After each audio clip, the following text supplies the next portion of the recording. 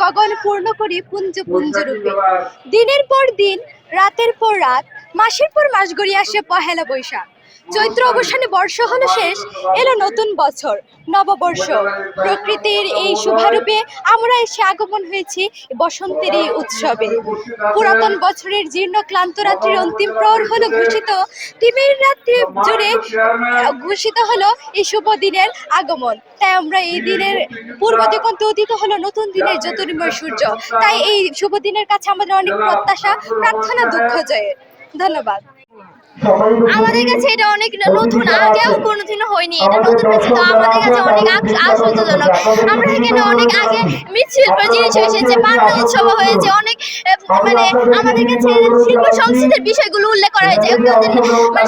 যে আমাদের নতুন কারিকুলামে এসেছে না শিল্প সংস্কৃতির বই, এটার মধ্যে অনেক কিছু আসে। আমাদের কাছে এটা অনেক নিত্য জিনিস, নতুন জিনিস এবার উৎসাহজনক বলে মনে হচ্ছে।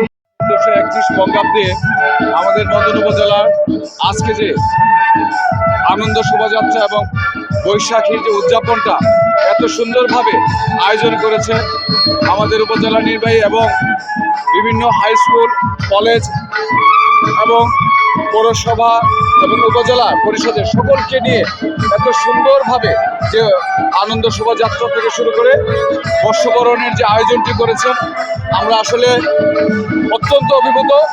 আগামীতে যেন এর থেকে আরও ভালো গণবিত অবস্থায় যেন আমরা এই পহেলা বৈশাখ যেন আমরা উদযাপন করতে পারি।